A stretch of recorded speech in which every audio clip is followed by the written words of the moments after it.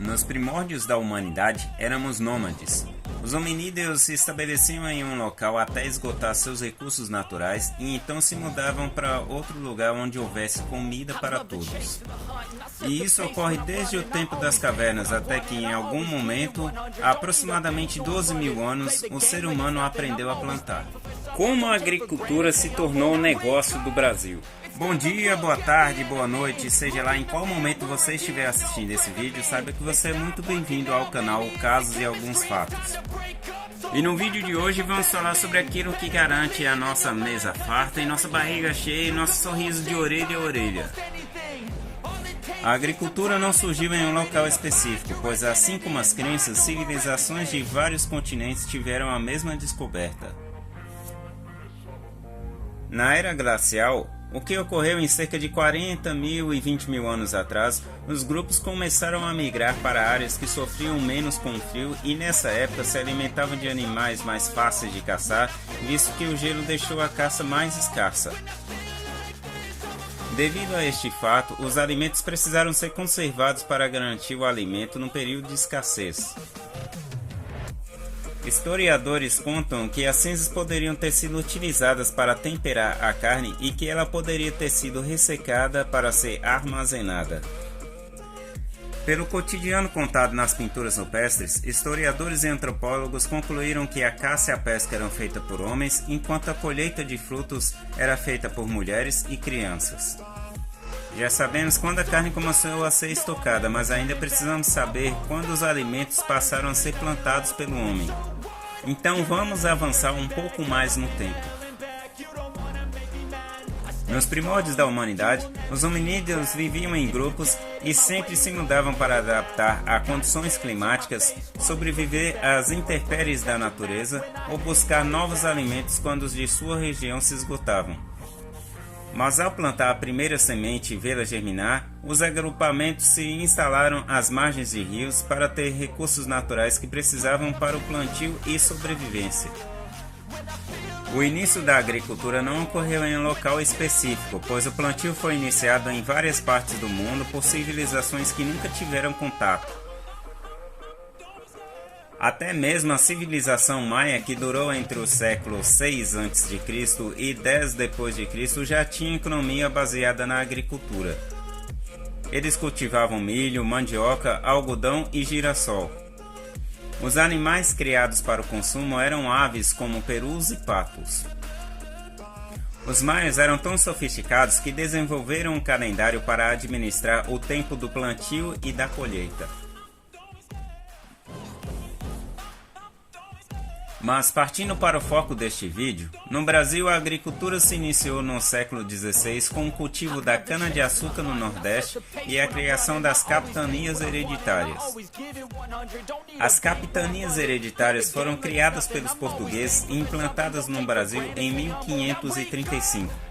Consistiam basicamente na divisão do território português, estipulada pelo Tratado de Tordesilhas, em 15 faixas de terra que seriam entregues a portugueses responsáveis pelo povoamento da capitania, além do desenvolvimento econômico. No início, a agricultura no Brasil era apenas para a subsistência e ainda utilizava mão de obra escrava. No século XVIII, com o surgimento de novas culturas, surgiu o cultivo do café no Brasil. E essas novas culturas se intensificaram com a política de esbranquiçamento da população brasileira, na qual o governo brasileiro abriu as fronteiras para que imigrantes caucasianos se mudassem para o Brasil e fizeram até propaganda para atrair imigrantes. Naquela época, o Brasil ainda era explorado pelos seus minérios, principalmente o ouro. Mas com o declínio da mineração, a cafeicultura teve sua expansão com a exportação. No início, a cafeicultura foi um negócio do Brasil, mas acabou chegando a uma desvalorização que levou os produtores a uma crise. Ao final do século XIX e início do século XX, as exportações brasileiras foram prejudicadas pela Primeira Guerra Mundial. Ainda assim, o Brasil exportava grãos, mas o foco era o café. No entanto, um submarino alemão afundou um navio mercante brasileiro chamado Paraná, e posteriormente afundaram mais 2 navios mercantes brasileiros, o Tijuca e o Lapa. Aquela guerra trouxe grandes prejuízos aos agricultores brasileiros, porque o café era estocado em vários portos no mundo inteiro como tentativa de garantir o pagamento da dívida externa. Após sentir na pele o despreparo para exportação, o presidente brasileiro Venceslau Braz indicou o deputado mineiro Pandiaca Lógeras para ministro da Agricultura. Este se encarregou de modernizar a política brasileira. Houve a necessidade de controlar a importação para não aumentar ainda mais a dívida externa. Os produtores brasileiros tiveram influência e investidores ingleses que foram fundamentais para lidar com a concorrência internacional. Nos anos 1700, Minas Gerais já contornava a queda da mineração com a produção de leite e milho.